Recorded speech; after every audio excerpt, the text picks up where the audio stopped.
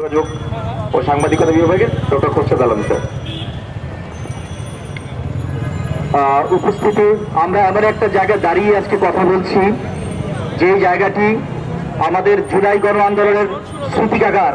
এই জায়গাটা হচ্ছে কেন্দ্র, এবং আমরা যেটা বলছি যে শুক্রে কিন্তু এখনো 6 মাস হয়নি।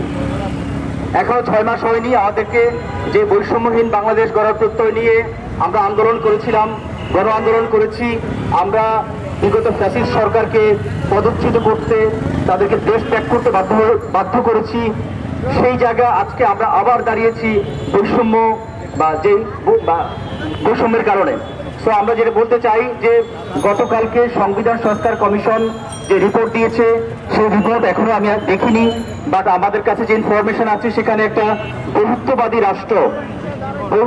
রাষ্ট্র কিভাবে গঠন করা যায় সেই ব্যাপারে সংবিধানের সংস্কার কমিটি প্রস্তাব দিয়েছে।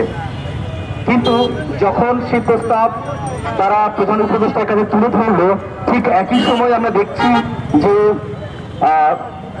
আমাদের সাংবাদিকতা বিভাগের 3 জন শিক্ষার্থী সহ অনেক শিক্ষার্থী তাদের বৈষম্যহীন একটি রাষ্ট্র গঠন করার জন্য যে দাবি নিয়ে সোচ্চার হয়েছে, তাদেরকে সেখানে লাঞ্ছিত করা হলো, তাদের উপর বর্বরোচিত হামলা করা হলো এবং তাদেরকে হসপিটালাইজ করা হলো।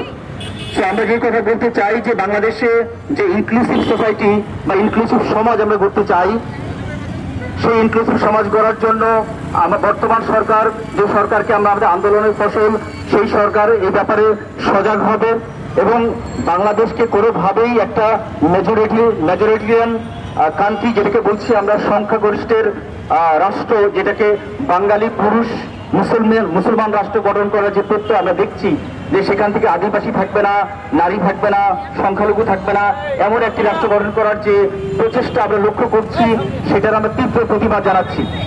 তো আমরা বলতে চাই, এই আন্দোলন হচ্ছে ছাত্র জনতার আন্দোলন, এই আন্দোলন হচ্ছে শিক্ষার্থীদের আন্দোলন, এবং এই আন্দোলন বিগত সরকারকে পতন বাধ্য করেছে।